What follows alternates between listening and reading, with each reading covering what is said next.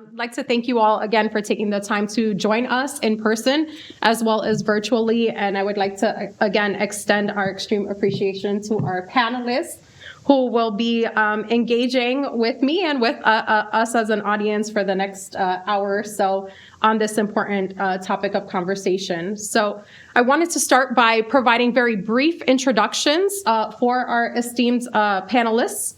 I'd like to start with Dr. Azure Thompson, who is an assistant professor of community health sciences at SUNY Downstate in the School of Public Health. Her research is on social determinants of substance use and mental health, particularly among women in urban settings. She's currently conducting studies exploring social marginalization and substance use. In one area of her research on marginalization, she'll be examining among Black women with histories of drug use experiences of primary marginalization by the criminal legal system and secondary marginalization by Black political organizations. And through her research, most importantly, Dr. Thompson seeks to inform the development of policies and programs that contribute to the elimination of addiction-related health inequities. Dr. Thompson earned her doctorate in public health and her MPH in social medical sciences from Columbia University and holds a Bachelor of Arts in Journalism from Howard University. Thank you, Dr. Thompson. Next, I'd like to introduce Dr. Anika Daniels-Osaze. Dr. Daniels-Osaze is the Associate Dean for Education and a Clinical Associate Professor of Health Policy and Management at the School of Public Health. She specializes in developing pipeline programs that diversify the health professions and focus on the reduction of health disparities in health care. Her interest is in health policy and management, with a particular focus on health equity, leadership, and administration of public health systems. As Associate Dean for Education, her role is to facilitate all curriculum development and modifications, accreditation activities, program evaluation, and quality improvement. Dr. Daniels-Osaze is also the former president of the National Association of Medical Minority Educators. Dr. Daniels-Osaze earned her Bachelor of Arts degree from Cornell University in Linguistics and Cognitive Studies, her Master of Arts degree from New York University in Higher Education and Administration, a Master of Public Health and Health Policy and Management from SUNY Downstate, and her Doctorate of Education from Northeastern University. Thank you, Dr. Daniels-Osaze. Thank you. Next, I'd like to introduce Dr. Torian Easterling, who's a family medicine and public health physician, Senior Vice President for Population and Community Health, and Chief Strategic and Innovation Officer for One Brooklyn Health. Dr. Easterling previously served as the first Deputy Commissioner and Chief Equity Officer at the New York City Department of Health and Mental Hygiene. Prior to serving as first Deputy Commissioner and Chief Equity Officer, Dr. Easterling served as Deputy Commissioner of the Center for Health Equity and Community Wellness at the New York City Department of Health and Mental Hygiene, where he oversaw programmatic work focused on reducing overall premature mortality and closing the racial gap on the leading causes of preventable death. Dr. Easterling holds a Bachelor of Science degree from Morehouse College, a Doctor of Medicine from Rutgers, New Jersey Medical School, and a Master of Public Health from the Icahn School of Medicine at Mount Sinai in New York. He completed his residency in family medicine at Jamaica Hospital Medical Center in Queens and a general preventative medicine residency at the Icahn School of Medicine at Mount Sinai in New York. Thank you, Dr. Easterling. And last but not least, Dr. Tom Mackie, who is the Chair of Health Policy and Management and an Associate Professor within Downstate School of Public Health. Trained as a medical sociologist and health services researcher, Dr. Mackie's research aims to bring new evidence to pressing mental health care policy and practice dilemmas confronted by children and their caregivers. His research is motivated by the rapid expansion of system-wide innovations that seek to address the well-documented gaps in access to quality pediatric and perinatal mental health care. As a mixed methods and interdisciplinary researcher, Dr. Mackie's work has examined an array of systems-level innovations, including universal screening programs, healthcare provider supports, and monitoring programs. His work also leverages the decision and system sciences to improve the use of research evidence in the development, implementation, and sustainment of these innovations. Dr. Mackie earned a Bachelor of Arts with honors from Wesleyan University, a Master of Public Health, and the Master's International Program with the United States Peace Corps at the Boston University School of Public Health, and a joint Ph.D. in Social Policy and Sociology, confirmed by the Heller School of Social Policy and Graduate School of Arts and Sciences at Brandeis University. So I'd just like to give a round of applause to all of our panelists before we begin. All right, before we jump into this discussion, I wanted to make explicit some shared language that we'll be using today for the purposes of this discussion. As you're all aware, this particular panel discussion focuses on racism as a public health crisis, and it's important for us to note that there is no shared definition or consensus or agreement amongst within public health or our respective disciplines around how we actually define and operationalize racism. But I would like for us to provide a working definition as defined by Dr. Kamara Phyllis-Jones. As defined by Dr. Jones, racism is a system of structuring opportunity and assigning value based on phenotype, race, that unfairly disadvantages some individuals and communities, unfairly advantages other individuals and communities, and undermines realization of the full potential of the whole society through the waste of human resources. Dr. Jones acknowledges that racism can operate at multiple levels, which we will be discussing today: structural, institutional, interpersonal, and internalized. And so, to get us started, I'd like for us to start at structural and start upstream. And so this is a question for all of our panelists.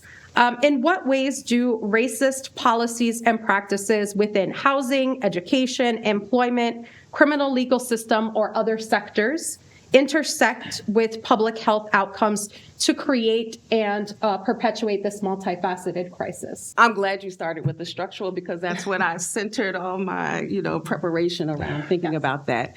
And I think I do want to take the liberty to think about racism, the framing as racism as a public health problem, a recent problem. This is certainly something that, since Black people have been in the United States, racism and its effects on health has always been a problem. I think when we think about structural racism, we think about the CDC and its power to name racism as a public health problem. And that's, when you think about structural racism, that's what it's really about. It's about the power, who has the power to do something like name something as a problem. So I just wanted to take that liberty to say that.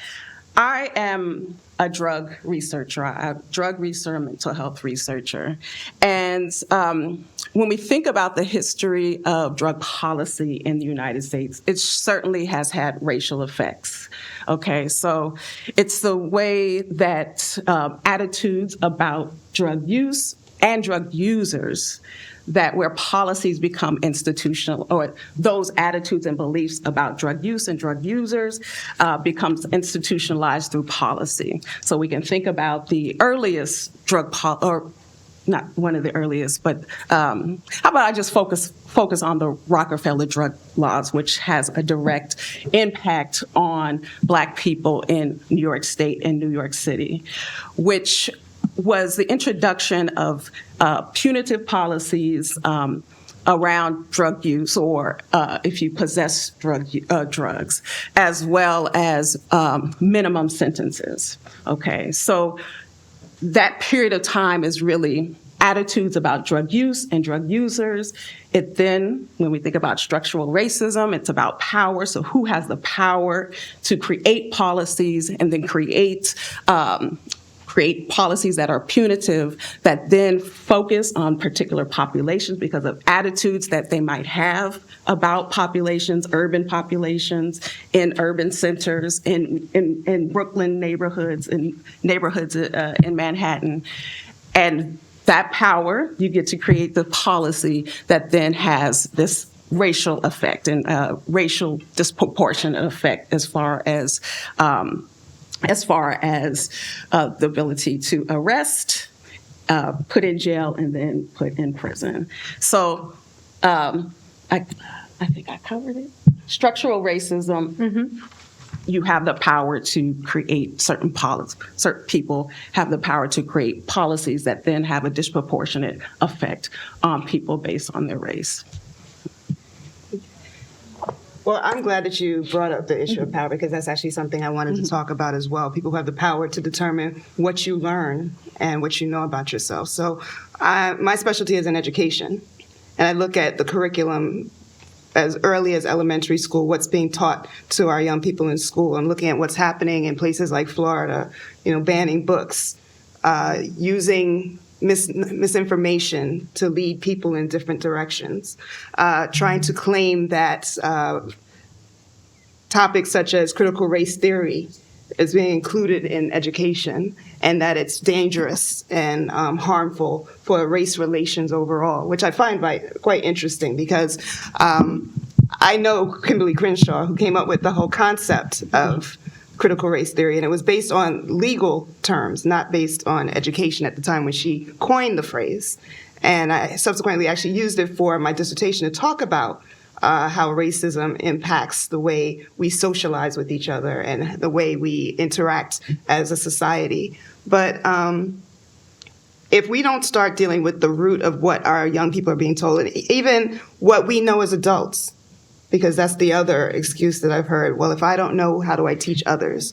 Or if I wasn't involved in whatever acts happened throughout history, why am I being held responsible? We start getting into conversations of white fragility, where people are afraid to actually talk about racism and its impact on our communities. But at this stage, if we don't start looking at the curriculum at a broader scale in terms of what we are teaching, of what communities of different populations have contributed to healthcare, what they've contributed to housing and education, we're going to see a vicious cycle. As a consultant, I go to different institutions and I look at diversity and how it's actually manifested in their curriculum and on their websites and the materials that they use when they're teaching. I look at our medical curriculum, and I look at how intently we use cultural competency throughout as a thread throughout the curriculum, as opposed to just supplemental education. And I think we don't talk about that enough. We don't actually see how we tie in racism to how medicine is actually practiced. I don't think that people actually make those connections of where people live impacts their health, what they eat impacts their health, and what they're given in a community impacts their health. We don't look at our environment and what's actually here, right outside of Downstate. We have these two prominent medical facilities right across the street from each other, but we also have a huge sanitation department. And so I made a decision to plop that sanitation department in the middle of an urban immigrant neighborhood and not talk about the impact on an environmental health situation, on just how it impacts the neighborhood itself, the homes that are right around that facility. The bus depots in Harlem, the amount of pollution that they cause, again, in predominantly Black communities or communities of color. These are all policy-driven decisions that are made. And again, that's directly tied into racism. It's directly tied into health. And it's also tied into the education that people are provided. So if we don't know what we have gone through in the past and how it's affecting us now, we'll never really get to the root of the solution. It's good to be in your presence. It's good to be here on this auspicious panel about this topic. Is really important, to really continue this conversation, and particularly because, I feel like there is a lot of narrative out there that equity and lifting up structural racism and really grounding ourselves on racism as a public health issue is dying down.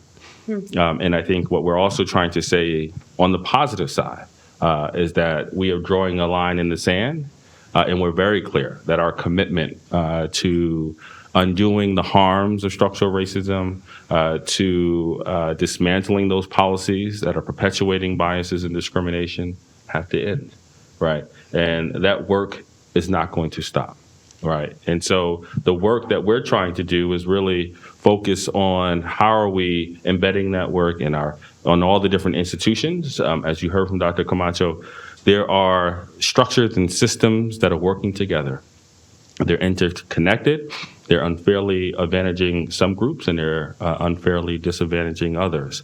And so there are all these different ways that you heard from Dr. Osaze just talk about where are they showing up in our education system, where are they showing up in our medical system. I think the really important thing is that, one, we recognize that they exist, right? Angela Davis said that in a racist society, it is not enough for us to be non-racist. We have to be anti-racist. Right, we have to do the work. It is an active process.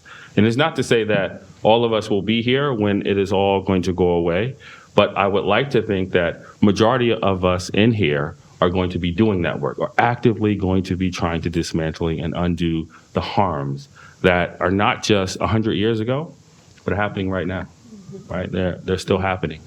Many of us, some of us worked in government. We work in institutions where the policies that we're talking about still exist, meaning that these are active policies that are still unfairly advantaging some people. We could just look at our health insurance plans right now. They are unfairly advantaging some groups, and they're unfairly disadvantaging others.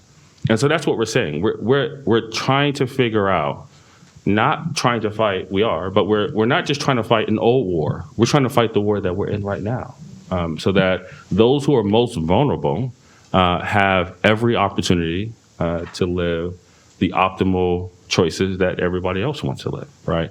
And that's the work that we have to do. So yeah, in a historical standpoint, we could look at redlining, which I think a lot of people are familiar with, early 1900s, the way in which the Homeowners Loan Corporation set rates for communities that were outlined in green, and then set rates, much higher predatory rates, for communities that were outlined in red. And that's typically one way in which you can show how racism shows up in our policies. But we can also just talk about it right now, right? And so, as Dr. Camacho mentioned, I just stepped down and no longer at the New York City Health Department. And so we were looking at policies that are currently active right now. How are you assigning resources to communities? We could look at our early intervention resources right now in this community. And our data shows that in Central Brooklyn, that we're not only screening individuals, and we know that we have children in Brownsville and East New York who need early intervention resources, but because of the way in which the resources are allocated in communities, there are not enough people who are actually going to be to engage those children. So we're screening all of these individuals, but we're then saying, oh, well, not enough resources. There's not enough people to work with our children in Brownsville, East New York. So we're just going to let them go into sort of general population and at school without the support that they need. Whereas unless you have the resources, you can pay out of pocket, you have flexible spending accounts, whatever those resources are, to hire support services for your child, knowing that they have been screened, needing early intervention, they have a EAP already done, then they're able to provide those resources. So if the data is really clear that we're not doing anything about it, but people know this, then, again, it's not enough for us to be non-racist. We have to be anti-racist. Why are those systems set up that way in the first place? And this is right now. We know this. We know this is happening in our own backyard. And we are actively now trying to do something about it. But for decades, we were just sitting with that information. And so this is the way in which we can be activated around it, how we're telling stories. I know I'm not going to get into the strategies. That wasn't the question. We're going to get to that. I'm getting excited.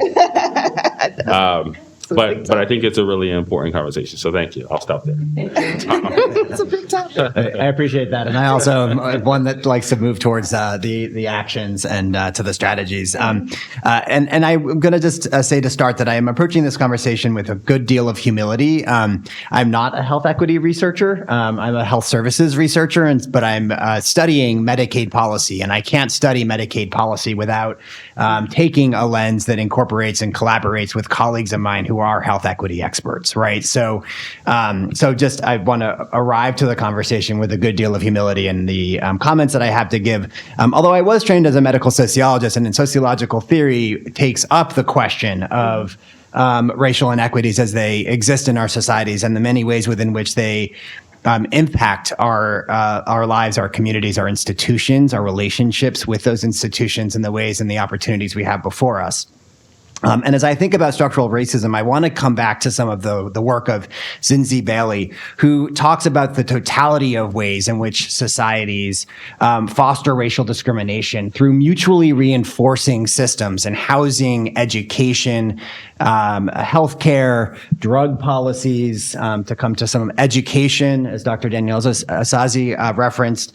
And in my own work, I've done work in the child welfare system. And so I've seen firsthand the ways in which the child welfare system operates, as Dorothy Roberts says, as a family policing system, right? And the ways within which, when I assemble community members to guide our research, I hear individuals who are from communities that are minoritized due to race and ethnicity. I hear this is one of our journey maps that they said that they are sensitive to our reactive system, educate patients on their mandatory reporting requirements, and know that CPS is a real threat for our families, right? CPS being Child Protective Services, child welfare. So, this is a study about mental health care, and yet at the forefront of the conversation when we engage individuals with lived expertise of a perinatal mood and anxiety disorder during the pregnancy experience, they bring us back to what prevents them from disclosing their own mental health conditions as it relates to systems of racism that are operating regularly against them. And so I think, as I do this work, I'm constantly thinking about the ways that these systems are mutually reinforcing, right? That systems of oppression that exist in our institutions are interinstitutional, right? That they actually exist and are reinforced through what are called racialized policies or rules that exist and set the terms within which institutions are interfacing with each other. Certainly that's true in the child welfare system in ways that their disproportionate allocation of resources to Medicaid, which is the primary payer for health care for children who are in the foster care system.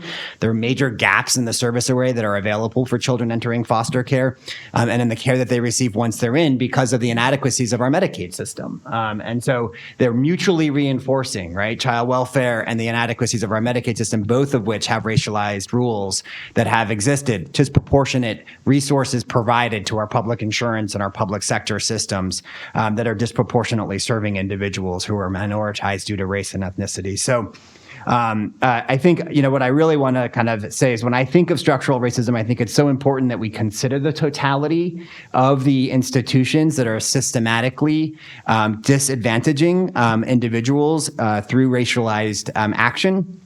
And I also think it's critical that we recognize that within the context of other systems of oppression, right? So structural sexism, structural classism, right? That these are there was a reference to Crenshaw earlier, who also has the theory, of intersectionality, right? Recognizing the mutually reinforcing actions that operate, and that has been moved into structural conversations as well, and recognizing structural racism alongside classism and sexism, and recognizing the interdigitation that can occur to systematically and disproportionately disadvantage specific individuals who share identities across minoritized and oppressed identities.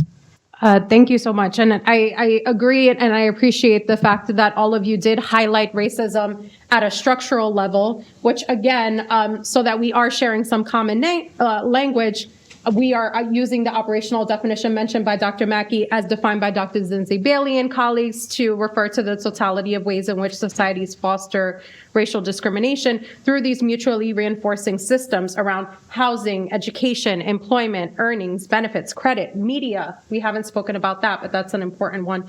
Healthcare and the criminal legal system. And these patterns and practices in turn reinforce discriminatory beliefs, values, and distribution of resources. And so I want to acknowledge the fact that it has taken many, many decades of work, and primarily Black scholars and Black women scholars, to be able to build this evidence base that we are talking about to even get to the point of calling racism a public health crisis, right? So I want to talk a little bit. We're going to get into interventions and policies and solutions and strategies. Definitely want to go there soon, but first want to talk a little bit about how racism actually manifests itself as a public health crisis, be it impacting access to healthcare, health outcomes, or overall well-being within communities that have been economically and socially marginalized. So I'd like to, again, elucidate or discuss a little bit deeper about some of the pathways or mechanisms through which structural racism becomes embodied, not just within individuals, but within communities, to impact a variety of different health outcomes and health experiences. That's the intersection of public health and the criminal legal system.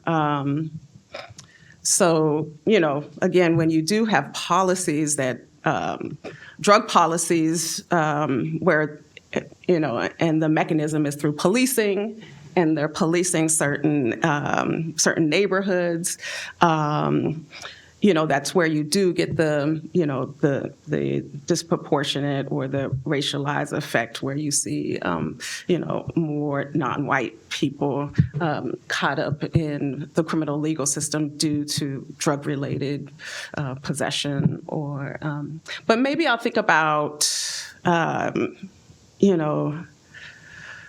let's see.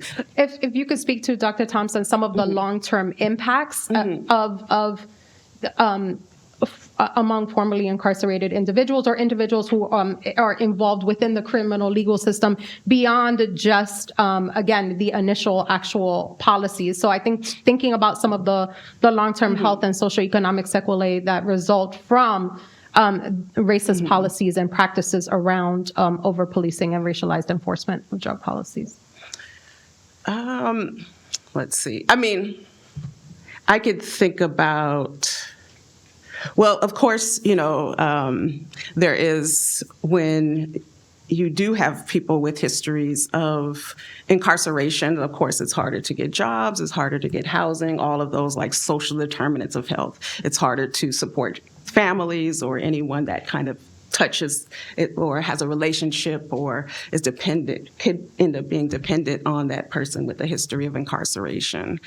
A lot of my work does focus on women's experiences with drug use and recovery, and thinking about how these systems respond to people that use drugs that are within the policy realm are considered illicit, right? So you have your alcohol and your tobacco, which is considered legal, but you have your, heroin, cocaine, and other kind of substances that are policy-wise illicit, where there's these, harsher, more punitive consequences. So I think a lot about that. And when you go to the strategies, and I think this is an area where there has been success, particularly since I've been in public health around decriminalization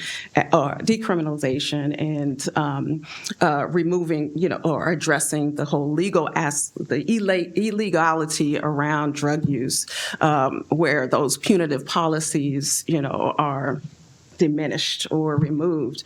So that has a particular effect, particularly on the women, on the people that I'm interested in, women with histories of drug use. So I don't know if I answered that question, but the long-term consequences for them has consequences beyond their actually drug use. If there's any touch of any of these type of systems, your criminal legal system, or any other type of social service systems, that touch has can have permanent consequences of what you try to do or the things you try to achieve after, when you're in recovery or something like that. So thank you. So let me start with some historical references, not too far in the past. How many of you have heard of the Mississippi appendectomy? like a handful out of everyone in this room.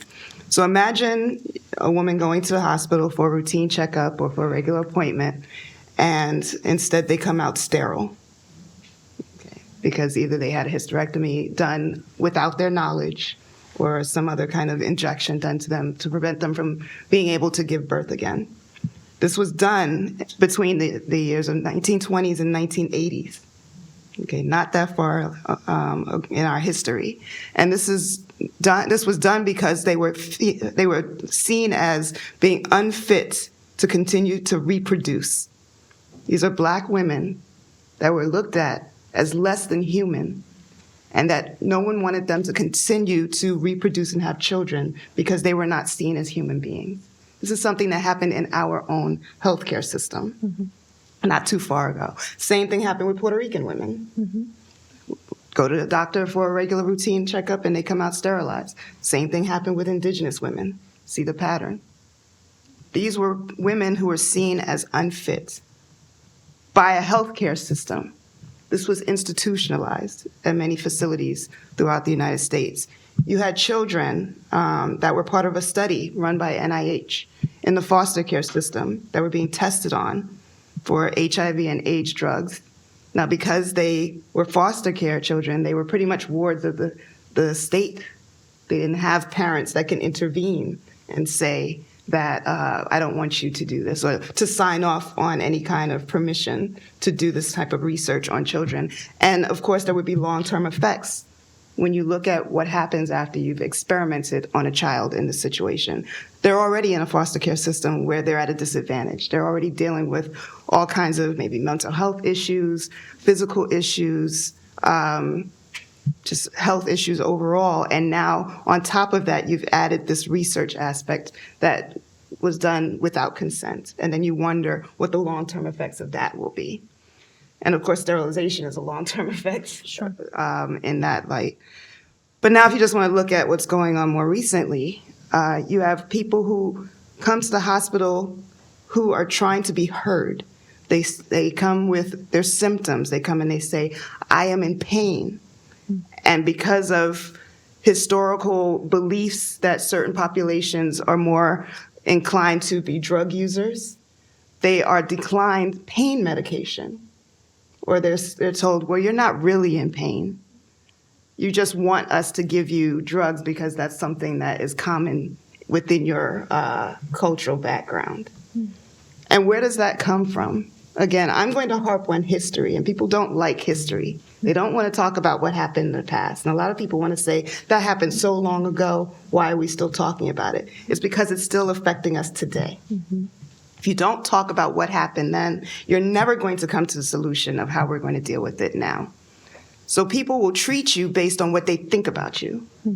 Okay. And you'll also treat yourself based on that as well. You know, I have I don't know how many of you know this. I am a queen mother in Ghana, in the Cape Coast region. And one of the chiefs in that area is known for a particular quote that I love to repeat, because I think it's important for us to realize what education, again, has impacts on how we are treated in society. So he says, what you do for yourself depends on what you think of yourself. What you think of yourself is based on what you know of yourself. And what you know of yourself depends on what you've been told.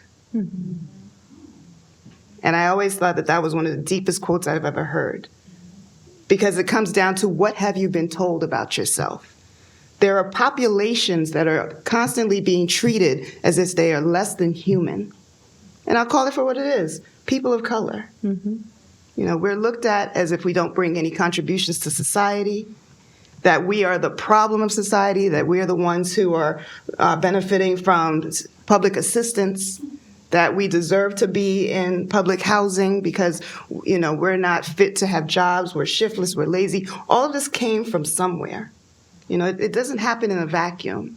So when people view you that way, then they will treat you that way when they provide you with healthcare and education and finance and resources, because they don't believe that you deserve as much as other populations do. So that's why people are afraid to talk about history, because it holds people accountable for what they've done in the past, or what their ancestors have done in the past, and what they benefit from currently from what their ancestors have done in the past. So yes, there are groups that have maintained power because they see themselves as powerful. What happens to people of color? We have lost our power. We don't see power within our communities, and we don't demand what we deserve in terms of corrective policy, housing, jobs, basic health care, basic human rights. You don't fight for what you deserve if you don't believe you deserve it. And you don't believe you deserve it if people haven't taught you your value. You know, I've seen a lot of studies where they talk about, well, when you do studies on people of color, you know, they have high self-esteem. They're doing well, they're getting jobs, they're moving up the social ladder. It might be incremental, but we don't talk about race esteem. How many people are proud of the race that they're in? How many people understand the contributions of the race that they are part of? Other groups understand it. They connect themselves and ally themselves with land masses, with resources. We don't do that. We've been taught to isolate ourselves from our heritage. We've been taught not to connect ourselves with our background. Because once you start connecting yourself with something more powerful than you, then you start demanding policy change. So I'll stop there because I can get on my soapbox and go in a whole other direction with that. Yeah, that's powerful. That's powerful. Yeah, we got to take a moment there. Let that digest. Where do I want to take it? I mean, I won't take it too far because, you know, I think a lot of what you already heard, I think connects the dots a lot about sort of the structural piece and now how is it showing up, you know, in, you know, our respective professions. You know, it's not lost on me almost, you know, over 20 years ago, the Institute of Medicine released the Unequal Treatment Report, right? It's almost 21 years now. And I was a medical student, first year medical student when that report was released. And it was documented, you know, to the point that we were just mentioning around healthcare disparities documented in our medical systems across this country, around pain treatment, around feeling welcomed in health systems, around receiving standard of care, all look different, particularly based on the color of your skin.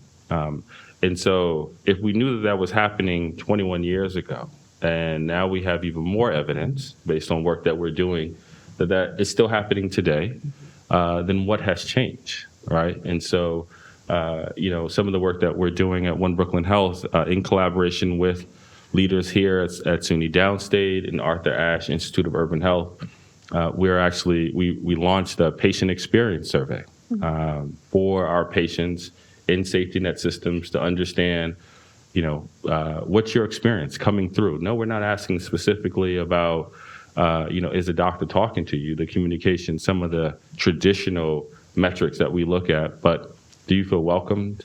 Does a facility reflect who you feel like you are? Are the doctors asking about your whole self, not just about your ailment and your illness?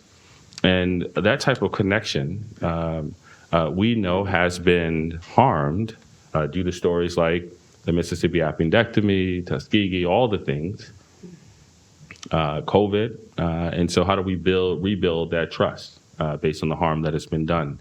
And so not surprising, some of the data, not going to spill all our tea. We got work to do, right? We got work to do. And this is 2024. We got work to do. But the part of what we are also saying to our staff, and the reason why it was really important for the health department to release the resolution around racism as a public health crisis, is to say that we're not necessarily pointing the finger at you as the individual. I'm looking at people in their eyes, not you as the individual. This is a structural problem. This is a systemic problem, right? And so while there are individuals to blame, no, we're not absolving them, but they're only to blame because systems allowed it, right? And so if we do not repair the systems, dismantle the harmful ones, and rebuild it to make sure that there are systems in place that will put in accountability metrics to ensure that we're really treating the most vulnerable individual, then we're always going to be having these problems, right? And so, to the point around racism and also thinking about individual issues and the work that we also have to do, and we also have to name white supremacy. And I know that that's also what you're pointing to. Like, we have to acknowledge that white supremacy is harmful for all of us. Yes. I'm not just looking at white folks, all of us, because that's the work that we have to undo. We don't have some of our safety net systems if the Flexner report doesn't come out and say that because Black folks are inferior, they should be moved into remedial jobs. So you remove 5 of the 7 medical schools off the table, and then you close down the Freedmen's Bureau.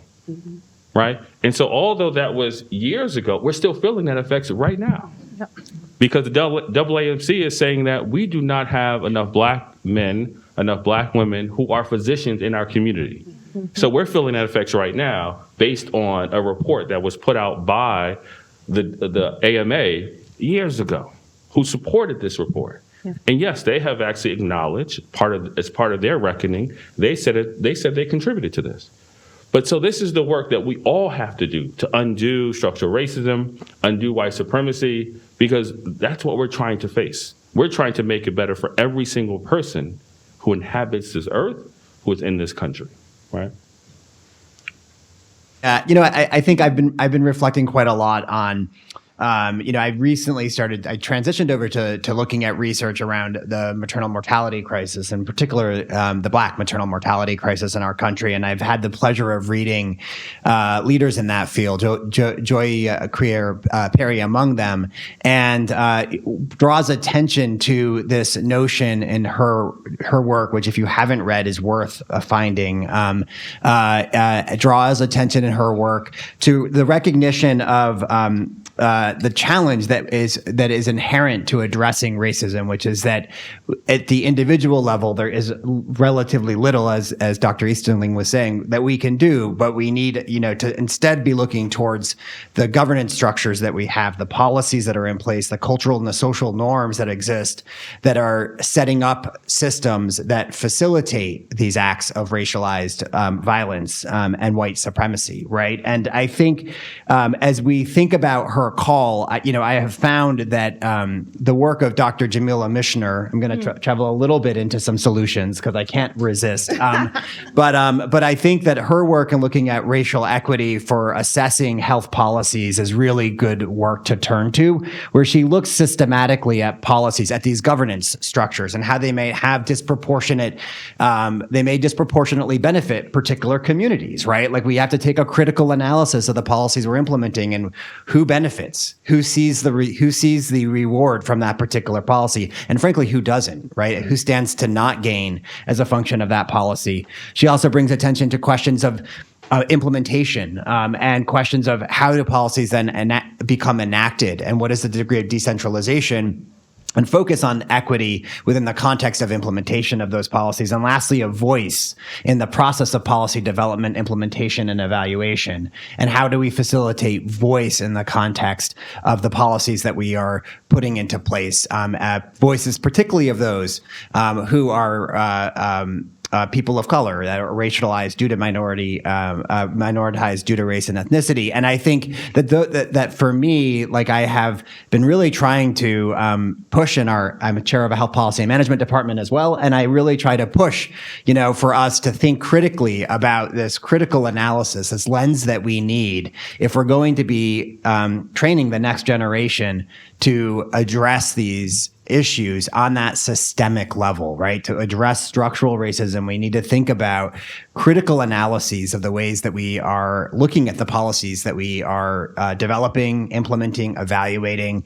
And I just would turn people to, it's referred to as the REAP framework, but the Racial Equity for Assessing Health Policy framework funded by the Commonwealth Foundation and the work of Dr. Mishner as one potential avenue to facilitate some of this critical analysis that we just need to be engaged in on a daily basis and be training the next generation to engage in as well. Thank you. And since we did move into strategies, we couldn't help ourselves and talk about strategies and solutions.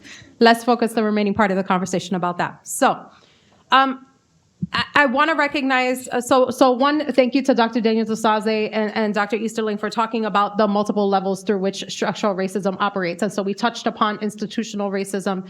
We talked about interpersonal racism with experiences of discrimination within healthcare settings, and of course, internalized racism as well.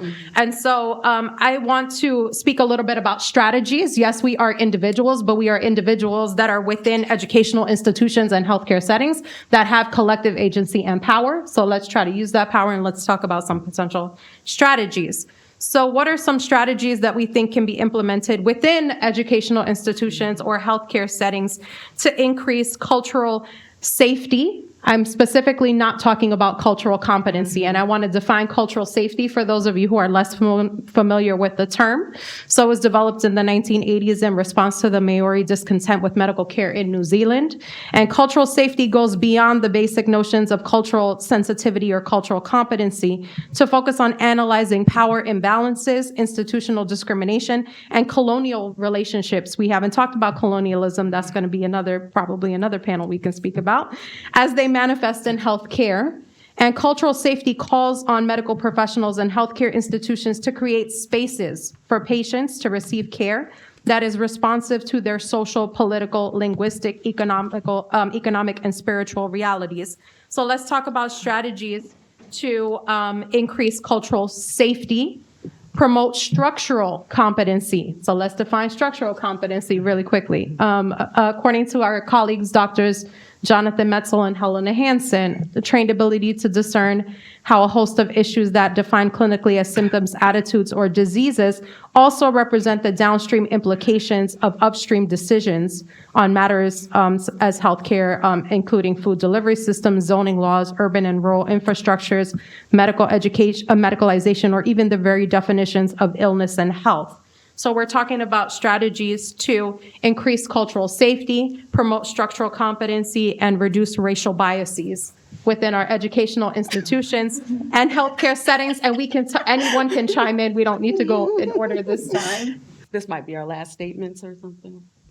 Talk about ideas and then come to strategies.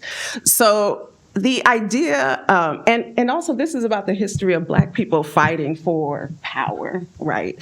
So our understanding and even of institutional racism comes from Stokely Carmichael or Kwame Ture. Mm-hmm. He introduced this concept of institutional racism. And if you're familiar with Kwame Ture and his relation to the Black Panther Party, that was an explicit way of saying we need power to control our institutions. So back to this power. And another concept that was really important during this period of time was self-determination. Mm. So you can't determine what yourself if you don't have the power to do that. Mm. And a lot of these things come from, we think about the history of the Black Panther Party, they come from a study group. Okay, so college students gathering and reading Marx, understanding power, class, and things like that, and extending Marxist analysis to include race. So if we think about an idea and where ideas come from, and since we're at a university, reading together, talking about these ideas, communing, and discussing all of these things. So that's when we think about power and Black people's fight for power and self-determination, that's where it comes from. It comes from ideas, it comes from reading, okay? And so, and it comes back to me, because that's what my community always instilled in me, that you should be self-determined, and that self-determination comes from participating politically, right. Okay? So the Panthers wanted to be in power for some through politically, okay?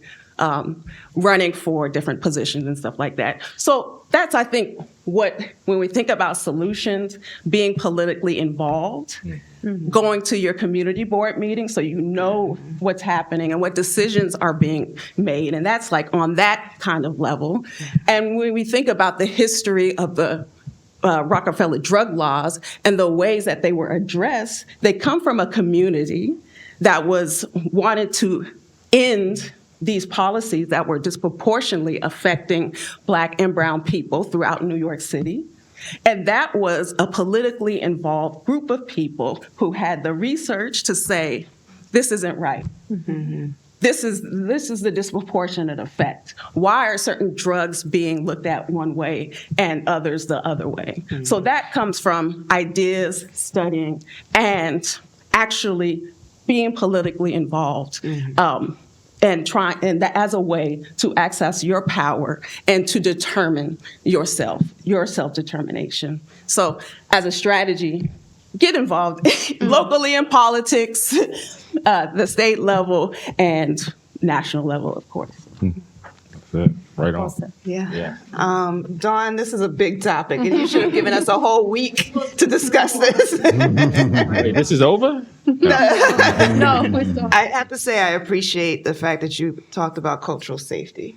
You know, we spend a lot of times trying to create words and define words, and I'm a linguist by trade. I don't know if most people realize that. So words do matter, but if we would only spend as much time with the actual concrete change as we do as, you know, deciding what's anti-racist, what's this, what's that, you know, we'd probably be in a much better state and we would have moved much further at this point. But in terms of solutions, of course, I'm going to bring it from an educational perspective again, and I'm going to expand on what Dr. Thompson mentioned in terms of books. We need to have full curriculum reform at every educational level. But even within, if we want to talk about more concrete, immediate results, within our medical school and our public health school, the types of books that we're using have to go beyond just the science. You know, and I'll say, one of my former faculty members, when I was in the public health school, is here, Dr. Delano. My favorite course that she taught was on social determinants of health, and we had books that we had to read that talked about various cultures and various systems of racism that existed because of the different social determinants of health, and we had to discuss it in class and talk about what it means to understand where people come from and what their backgrounds are. And we can't stop at, well, I can't learn everyone's culture. It's about looking at people as human beings and taking the time to get to know them, spending more time in the healthcare system to get to know your patient and to learn what's going on in their background, in their family structure, and what's happening in their home life that's affecting their health, because it's a much larger picture that we're missing. We're just looking at the immediate symptoms at the moment, but we're not looking at the person as a history themselves. And I think in that course, we talked a lot about the fact that people come with their stories. And if you don't take the time to get to know their stories, you'll never be able to solve the problem, and you'll never treat them the way they're supposed to be treated. So some of the things that we need to do is not focus just on the MCATs, not just focus on the USMLE board exams and what needs to be taught there, but what books talk about culture, cultural relationships, and backgrounds of people overall, so that we can start to understand each other from a cultural level. As someone who does trainings, I actually work with residents around the country. I work with physicians to talk about microaggressions and their effect on health.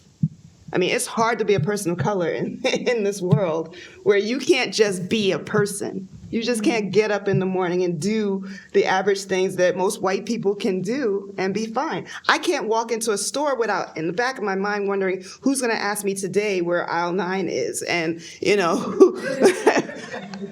or staring at me like, am I going to steal something because I'm walking around too intently and looking? You know, there's all this baggage that we have to carry because there's views that people have of us throughout society that we're not dealing with, or someone saying things to me like, oh, you're so articulate, you know, or, you know, being so surprised, you have all these degrees, wow, how did you do that? I'm just as intelligent as anyone else in this room. But, you know, how does it affect you every day to have to worry about how do people see me through their eyes? And how they see me will impact how they treat me, what they think about me, what they do for me. You know, so I talk to residents about microaggressions because I also think about the journey I went through with my mother, who had a brain tumor, and all the hospitals I went to, and I saw the same issue, hospital after hospital after hospital, of things that were said to her that were inappropriate, culturally disrespectful, not thinking about diet and how people eat from different cultures and how that impacts their health, and trying to incorporate knowledge of different diets and how you can change the eating patterns and not have to destroy the culture that the person came from. This is a large topic. And I feel like there's so much that we're not talking about in medical school. There's so much we're not talking about in public health. And it has to be more than just this panel. Mm-hmm. It has to be in the curriculum. It has to be books that they are mandated to read and have assignments given to them at the medical school level and the public health level. So a few books that I recommend: The New Jim Crow by Michelle Alexander, that even talks about policing, the history of policing, why it even started, and its connection to enslavement. Mm-hmm. A lot of people don't know that. Medical Apartheid by Harriet Washington. Mm-hmm. I think that's a very critical book. And even she can't get the message out because people look at her and say, well, you don't have a terminal degree. We're not listening to you. You're not a physician. But she's done extensive research that most physicians and researchers have not done. And her book is very critical. And a book that I just recently picked up that deals with racism in epidemiology, or the history of racism that led to epidemiology, called Maladies of Empire: How Colonialism, Slavery, and War Transformed Medicine by Jim Downs. Highly recommend that, because it talks about gathering people in large groups in order to analyze how disease spreads on purpose. Spreading diseases, containing people in areas so that you can monitor how the disease is going to spread and start talking about maybe potential treatments, but again, without the knowledge of the people who are being studied. So again, if these books are not part of the curriculum amongst others, then we're really not trying to deal with the issue. I appreciate the comments that already been mentioned. I'll just add, and I also appreciate Dr. Thompson raising the political determinants of health, because we have to be more attuned to how advocacy, voting, civic engagement is impacting health systems, our institutions. To be super clear, the government has a playbook, right, and how they think about how their institutions should run, what should be the metrics in which they're measuring success for these institutions, and when the time is right, when those institutions should close. And if we're not clear about what our playbook is, and that playbook needs to be informed by the community, there needs to be a very thorough engagement process, and folks need to understand who are those key stakeholders that need to be a part of the discussion. If we as an institution aren't thinking about that, then certainly the state's playbook gets to be successful. And part of it is also thinking about, and this is where voting comes in, who are your allies at the government, at the state level, and then also at the city level, who is going to really support you, and making sure that institutions like UHD, like Downstate, Kings County, all the other institutions that are in this area, nearby institutions, are supported. Because we've already talked about, due to structural racism, due to policies and decisions, how those institutions have been underfunded and continue to be underfunded, right? When we think about the Medicaid rate, which is set by the state, right? And continues to feed into and perpetuate a lot of the discrimination and bias that we see. So at a broad level, I certainly wanted to just add on to what Dr. Thompson mentioned. I think just thinking about racism as a public health issue and thinking about this institution, storied history for SUNY Downstate, a lot of great people, great leaders. And I think what we cannot do is sort of rest on those laurels and sort of think about the next phase of the work here as an institution. I think, terms around cultural safety and structural competency, really just, to Dr. Thompson's point, there needs to be a political education, right, agenda. There needs to be a PE agenda for folks, whether you are faculty, leader, or staff. How we normalize the conversation. Everyone isn't comfortable talking about what we're talking about right now, right? You may be sitting here, but you're not comfortable having this conversation. And so how do we really facilitate leadership? How do we facilitate social change? We need folks to really step in to this uncomfortable moment that we're in, right? It's not enough for us to sit back and just watch. We have to be engaging in the conversation. And so normalizing the conversation, which the Government Alliance of Racial Equity really talks about, and then allow us to then think about how we organize folks, right, into certain areas, whether you're HR, whether you're thinking about finance, whether you're thinking about data, But if you have the language, then you can then organize yourself to think about how you're then using your tools to describe the inequities and the injustices and to think about what your strategies are. Then you operationalize it, right? And so the test would be for us to say, who can actually describe, right, our strategy as an institution to normalize, organize, and operationalize an equity strategy for our institution. If we can't say that, then that's the work that we have to start with, right? That's what racism as a public health crisis, that was the resolution that the health department laid out. We were acknowledging the harm that we as a agency has done. We use some of the data to normalize also how communities are disinvested in, and then we began to talk about what those commitments were. And that's how the health department began to organize and operationalize those commitments. We said that our epidemiologists, you all need to do X, Y, and Z. We need data. We need to control law enforcement. We need to get to the education folks, because we knew that health department wasn't driving a lot of all of the injustices, but we can also tell the story using data, right? And then we also need to say we need to foster transparent conversations with community stakeholders, not the traditional stakeholders, but how are we also getting to small organizations? How are we getting to community boards, folks who are often on the fringe, bringing them closer into the conversation? So that's the question. How do we develop that for Downstate? And maybe it is, but I'm not here, so I think that's what we want.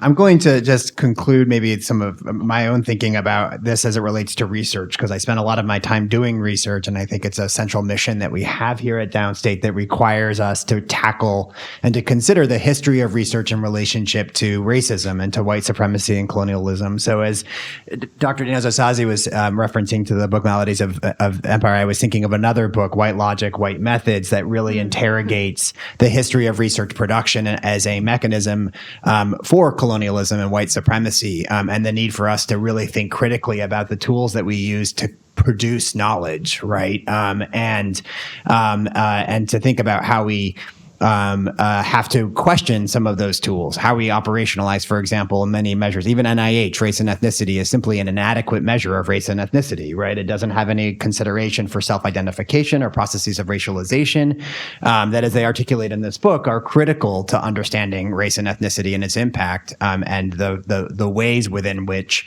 racism operate. And so I want to kind of make a call as an institution, seeing Dr. Christini here and Dr. Lambert here, that we also bring this conversation into the work and the research that we do, with those critical conversations happening amongst our research faculty and the research enterprise that we have here at Downstate. I think how we produce knowledge is such a critical part of whether we are going to create solutions that can actually generate the systemic change required to address racism, right? And so really needing to interrogate our tools, things that I can think of just quickly. I actually, as we were talking about, Dr. Easterling was talking about redlining earlier. I was thinking of the work of, for example, Dr. Nancy Krieger at Harvard and colleagues, where they have actually, a very strong, they have a theoretic understanding of the mechanisms by which redlining can actually impact health, allostatic load, among other concepts and theories. And then they look at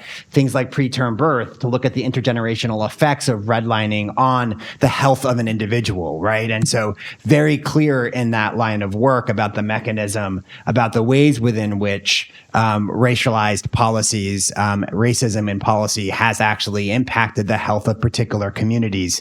That's that type of investigation that really links the mechanism with the outcome in rigorous research is really what we need to be doing, right? We have to be thinking really carefully about these mechanisms by which racism operates, and how we can then measure its impact on our communities in foundational ways, so as to galvanize action, right? Like, I think that's part of our mandate here. And then I'll just say that I think as well, what I also appreciate about her work is that she's recognizing in that line of work, it's this historical legacy that presents and continues to today, but it's not treating racism as something in the moment, right? It's recognizing it as a historical legacy that continues to exist in policies that were implemented and continue to be implemented, as Dr. Easterling pointed out, but that the exposure was generations before the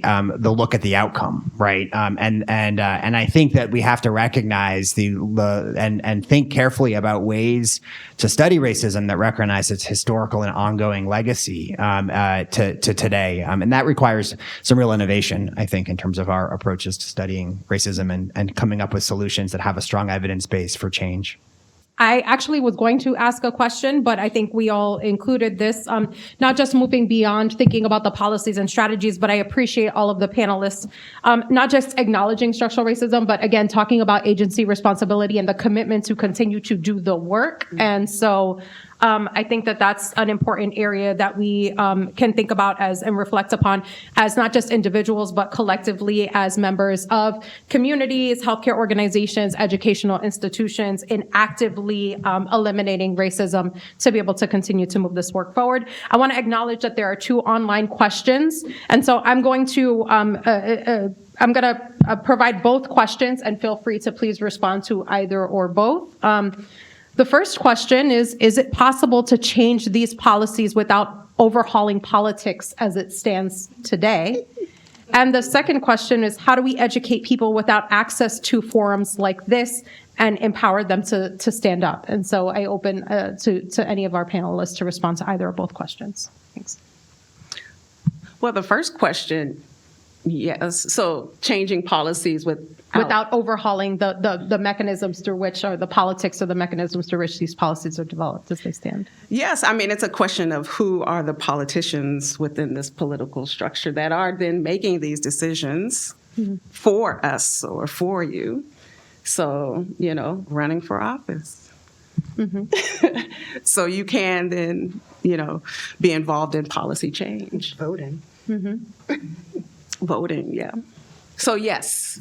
Thank you. I would say it depends. Maybe I could be a little controversial. And the reason that I say that is because when we look at certain public sector systems, I'm thinking of child welfare in particular in the recent book Torn Apart that actually Dr. Thompson recommended I read by Dorothy Roberts that made this really compelling case that abolition is what's necessary, right? That in fact, the structural issues that characterize our child welfare system are so systemic that her call is for one of abolition of our child welfare and child protective system. And I think I found it convincing, right? Like I found that so I think, that's a particular public sector system, but I think that we have to look critically at what are the histories that a particular institution has, and what does it require to create the reform that is required, and is reform even possible? And I think she really provocatively asked that question in her book. So thank you for the recommendation, Dr. Thompson. I am convinced that the answer could be no. But the second question was around how do we educate people without access to forums like this in order to empower them to stand up?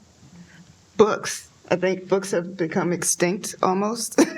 People are so busy on TikTok and YouTube, and I'm not saying there's anything wrong with them.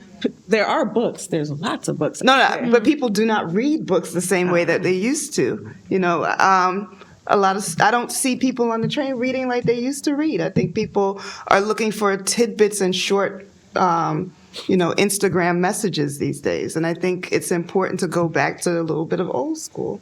And yes, you can also get some of this knowledge on YouTube, but you have to be able to discern what's real information and what's not, because there's a lot of information out there. So I would say some of the books that I mentioned today are important. You can, going back to the library, I don't know, people still use libraries? So, go to a library and start pulling out books that talk about history, racism in the medical system.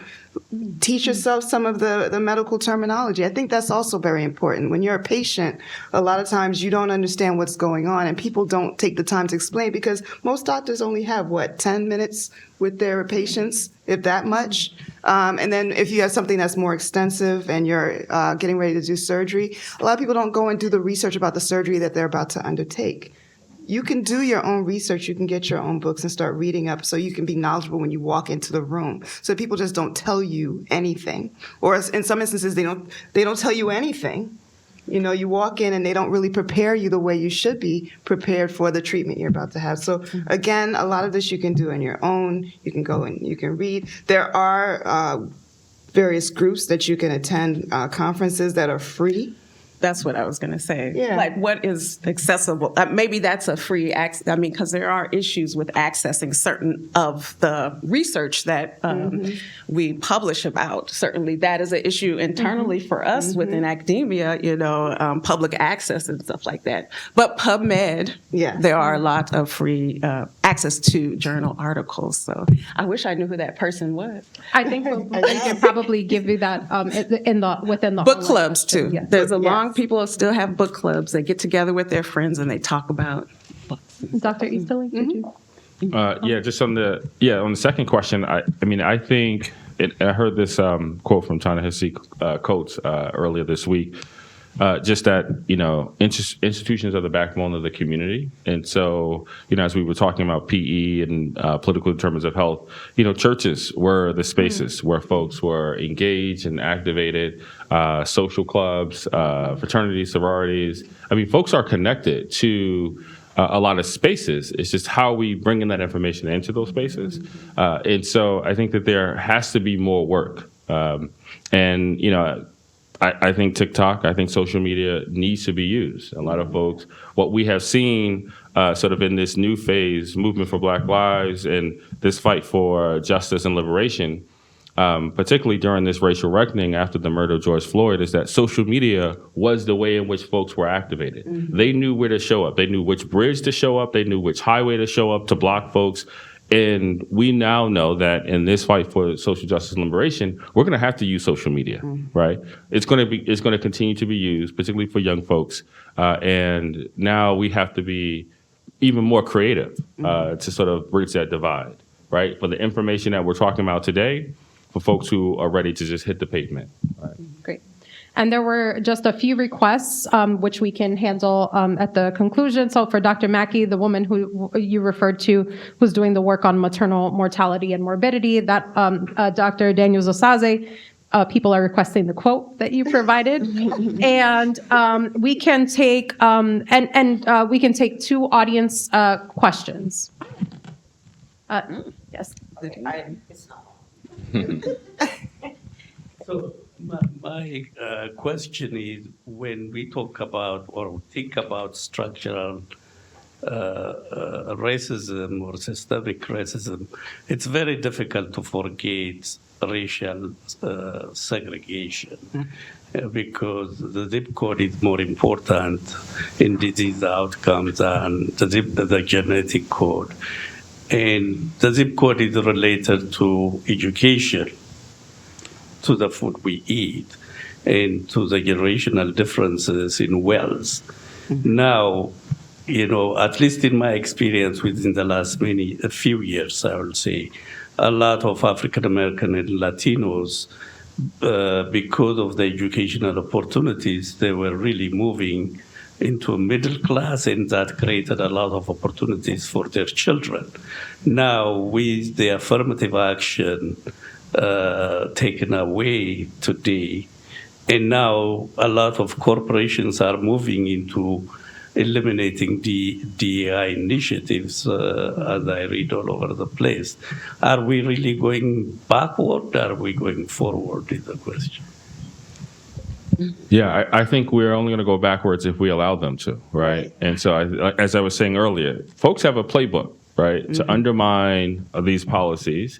And the question is, how are we going to counter it, right? And that's the question. And we certainly saw this with Trump and MAGA and all of that. And we, you know, during the Biden administration, and we said, you know, is it Trump or is it the lesser of the two evils? And we certainly, I prefer the lesser of two evils, right? And so now the question is, what now, right?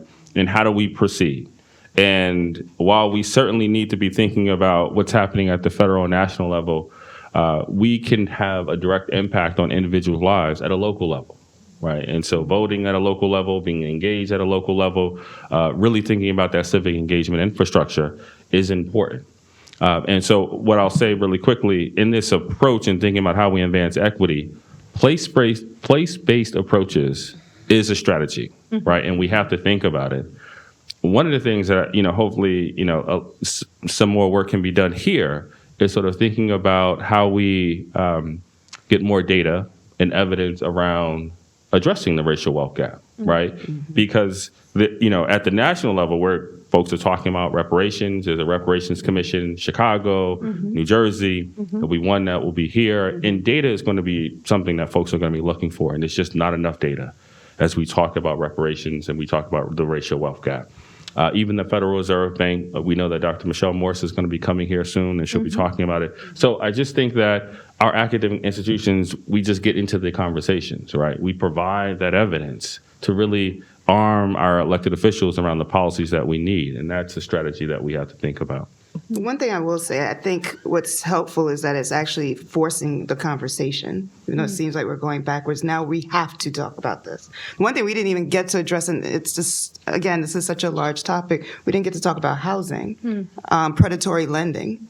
The reason why people are in certain neighborhoods and why they can't get out of those neighborhoods, how co-op boards and different institutions determine who lives where. NYCHA and how residents are treated in NYCHA housing and the lack of resources. I mean, all of this is something that I think is now going to be more at the forefront that we have to discuss and start dealing with these policies. The moving of the districting, when we talk about voting rights. They're trying to prevent certain people from voting. I mean, these are all topics that are now starting to come up to the surface that we have to deal with all at the same time. So I think it kind of forces the issue a little bit more. Thank you for that. You have a question here in the back? Good afternoon, everyone. I don't really have a question, but I just want to comment on the discussion here this afternoon. My name is Francisco Leopold. I am a human rights specialist, and I'm also the chair for the review board at Kings County. And being out there in the community, and also the second vice chair in the community board 9, because my sister here, she talked about joining the community board, and it's very important. And listening to the conversation and thinking of services in healthcare, and it's one thing I always say that even the persons, and I think one of the panelists mentioned it, is that education, and a lot of persons, they go to school, they learn all the books, theory and everything, but when it comes to dealing with patients, they really don't know how to deal with patients. And then you have someone who's coming and the person does not have insurance. They are from a shelter, and the services that they receive is so quite different from someone who has insurance. And we have unseen disability, which is COVID, we have cancer, we have mental health, and every day people call my office and persons are discriminating against them when it comes to health, housing, when it comes to employment. And one person mentioned also, it's not all left to the medical professionals or elected officials, because people in the community, we have to want to be empowered. We have to want to know for ourselves. And so many people, they just settled. Okay, this is how the system is, and they're just going and just take it and just go, and then they're just getting the rough side of the stick, the end side of the stick, and they're not getting the services. So our community, persons need to be educated, and I think that outside in our community, outside of here, we need to have outside forums, talking to the community, hearing what the plights are, what the concerns are, what changes that they need. But sometimes you do have it and they don't come until it's too late, and then they start blaming everybody. They start blaming the elected officials. They start blaming the health system. But I think that it is a conversation that needs to be continued, not just here, but it should be a broader conversation so that more persons can have a say as to what changes that they need in the community. Thank you. Thank you. All right. And we have time for one more question. Yes. Thank you so much. This has been very informative. So I really gravitated towards the torn apart and the abolitionists having to be very important about the process of remedying all of this. And so normalizing the conversation really requires everybody. Right, and it kind of makes me think. I represent an organization called CAVI. We work with people who have been directly impacted by violence or interpersonal violence, and And, we're located in Kings County, but as you know, this is something that affects the whole community, right? So, like, how do we get institutions that don't have that same buy-in, particularly like private institutions, private hospitals that might also be affected? How do we get them to also be like a part of this work? Because traditionally, our spaces are underfunded, so we don't have the resources to really do those things. So, like, how do we get those in this question, the abolitionists, right? The ones who do have the space and the opportunity to be a part of this work as well. Withhold funding until you start dealing with the issue. And I know that was part of the Medicare story. I know some Black people weren't able to get Medicare, and until hospitals were forced to provide it to that population, they withheld finances. So I think you start talking about money, all of a sudden it's an interest for everyone. So if people don't want to talk about race, they don't want to talk about ethnicity, you start talking about taking money out of someone's pocket, that's when people want to start dealing with the issue.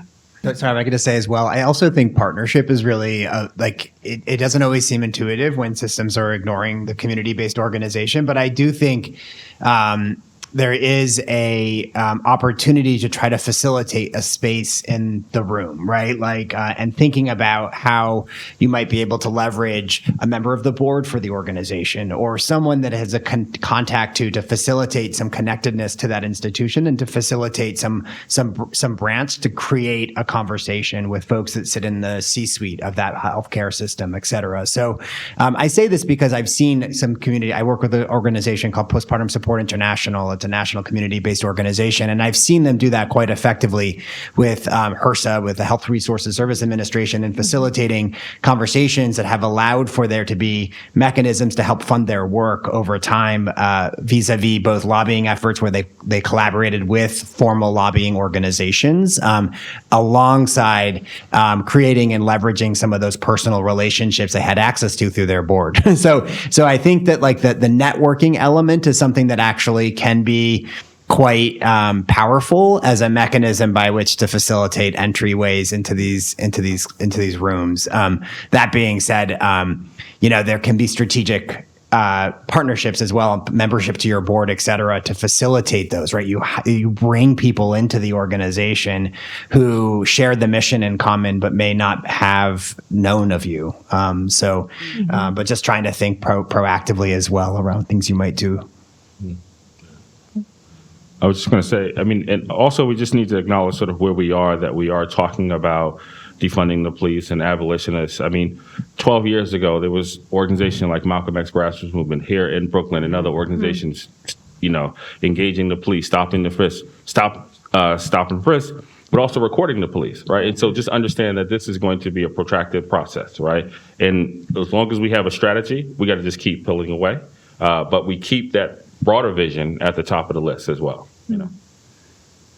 Great. So I'd like to turn it over now to Ms. Dawn Walker to give us our program closing remarks and thanks. I want to say thank you so much to each and everybody here on the panelists, and also to you, Dr. Camacho. This is just scratching the surface, just lightly, of what we can do with conversations like this. And to Dr. Daniels-Osaze's point, we are probably going to do more along this line, and we hope that you will continue to join us. I thank you so much all for being here today. For those of you who joined us online, thank you so much. This is a conversation that is not going to go away. We need voices like yours. We need activities. We need strategies. We need the policies. And we're looking to you all here in Downstate and outside of Downstate to come together to help this conversation continue so that we can have actual hardcore strategies that do go into place.